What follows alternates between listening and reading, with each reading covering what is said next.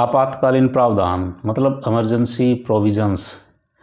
ये जो आपातकालीन प्रावधान है ये क्या होते हैं और इनको कौन लागू करता है और किन हालात में इनको लागू करते हैं, ये कौन कौन से आर्टिकल्स हैं संविधान में।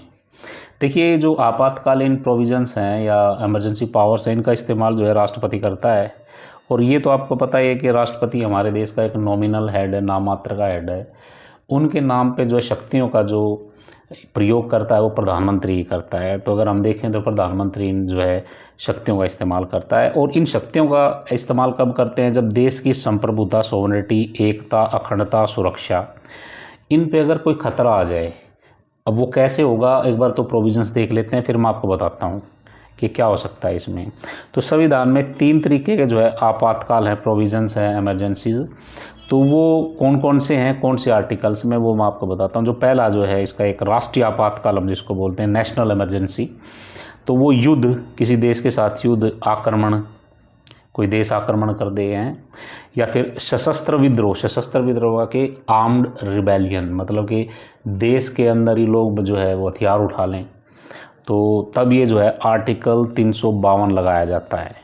ठीक है ना। और देश में जो अशांति जो हो जाए तो उसमें जो है 352 लगाया जाता है। युद्ध, आक्रमण और सशस्त्र विद्रोह, जिससे जो अशांति देश में पैदा हो जाती है, कई बार बहुत ज़्यादा जो है दंगे फसाद हो जाते हैं, तो उसमें जो है 352 लगाता है। तो 352 इस सिचुएशन में लगता है। और ये जो है किसी भी, ये पूरे देश में भी लगाया जा सकता है और देश के एक छोटे से हिस्से में भी लगाया जा सकता है। जैसे पाकिस्तान के साथ बाई चांस अगर युद्ध हो जाता है, या जो पीछे युद्ध हुए हैं, तो उसका जो एडजॉइनिंग एरिया है, जो बॉर्डर का एरिया है, वहाँ में जहाँ मतलब कि देश को लगता है, कि प्रधानमंत्री को लगता है, काउंसिल ऑफ मिनिस्टर को लगता है, सरकार को ऐसा लगता है कि भाई इस एरिया के अंदर जो है 352 लगाना जो है वो अनिवार्य है, वहाँ की सत्ता जो है राष्ट्रपति के पास चली जाएगी। इन द सेंस प्रधानमंत्री के पास वहाँ की सत्ता चली जाएगी जब तक कि आर्टिकल 352 लगा रहेगा।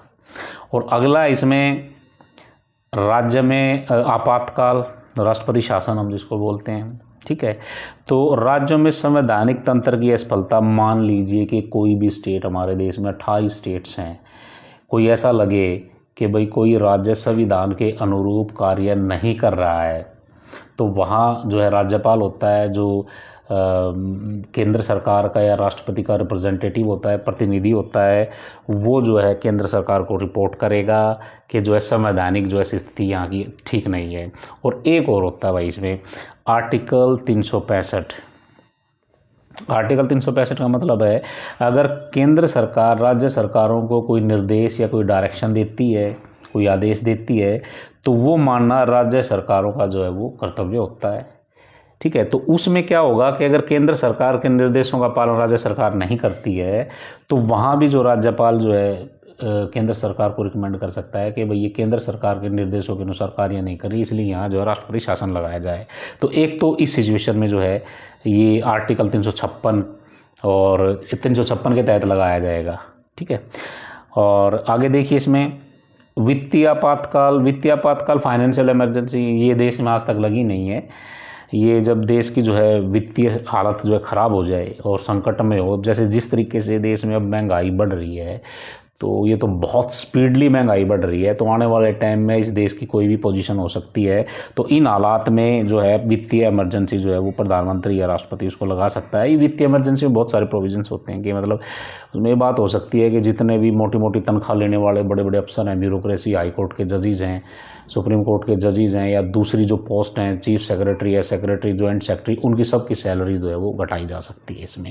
और ये जो फाइनेंशियल इमरजेंसी है ये पूरे देश में भी लगाई जा सकती है और किसी एक एरिया में भी लगाई जा सकती है खास। तो अभी तक फाइनेंशियल इमरजेंसी तो नहीं लगी है, लेकिन ये जो इमरजेंसीज हैं, ये जैसे राष्ट्रपति शासन, ये राज्य में आपातकाल है, राष्ट्रीय आपातकाल है, तो ये अंडर आर्टिकल 352, अंडर आर्टिकल 356 ये जो है कई बार लगी है। देखिए, मैं जब स्टार्टिंग में बात कर रहा था कि ये जो इमरजेंसी प्रोविजंस हैं वो क्या है कि देश की एकता, अखंडता को बचाने के लिए, उसकी सुरक्षा के लिए, संविधान को बचाने के लिए, लोकतंत्र के ढांचों को जो है सुरक्षा प्रदान करने के लिए होता है कि कोई भी राज्य कह देगा हम तो भाई भारत से अलग होंगे। ठीक है। अगर इस तरीके की विद्रोह उठेगा जो कि उठते रहते हैं, जैसे पंजाब में खालिस्तान की बात करते हैं, या फिर आजकल मणिपुर में भी दंगे हो रहे हैं, या किसी और स्टेट में हो जाते हैं कि भाई हम तो अपना अलग ही जो है देश बनाएंगे, तो वहाँ जो है ये आर्टिकल लगा दिए जाते हैं 352 लगा दी जाती है इसमें।